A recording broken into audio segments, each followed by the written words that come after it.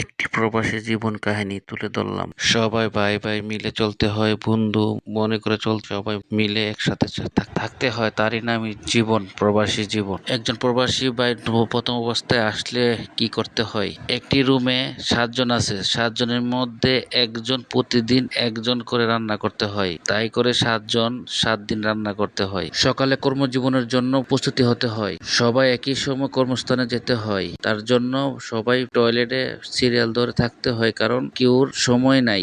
একই সময় সবাই কোম্পানিতে হতে হয়, তার জন্য সিরিয়াল থাকতে হয়। এই পরিস্থিতি সবসময় সকালে পড়তে হয় সবারই। তার মাঝে পরিবারের সাথে সবাই কথা একটু সকালে বলতে হয়, তার মাঝে কাজের সময় কথা বলা যাবে না। এইভাবেই সকালে যাই প্রবাসের জীবন। কোম্পানিতে যাওয়ার সময় মোবাইল ব্যবহার করা যায় না, তার জন্য ফোনে কথা বলতে হয় বাড়িতে সকালে।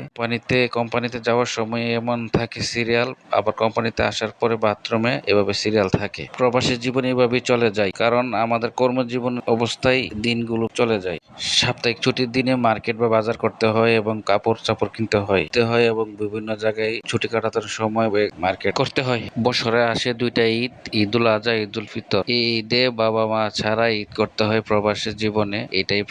এইভাবেই প্রবাসের জীবন চলে যায় এবং প্রবাসের গল্প হয়ে থাকে। প্রত্যেকটি লোকেরই একই অবস্থা এবং ছেলে মেয়ে ভাই বোনের জন্য অনেক কিছু করতে পারে না, প্রবাসের জীবন থেকেই মুছে যায়। আর ছেলে মেয়ে ভাই বোনের জন্য অনেক কিছু করতে হয়, এই জন্য প্রবাসের জীবন এভাবে চলে যায়। একজন প্রবাসীর হাসি পুরো পরিবারের হাসি, তার স্মৃতিময়। আমরা করব একদিন জয়। প্রবাসী ভাইয়েরা বন্ধুরা ভালো থাকবেন, আশা করি।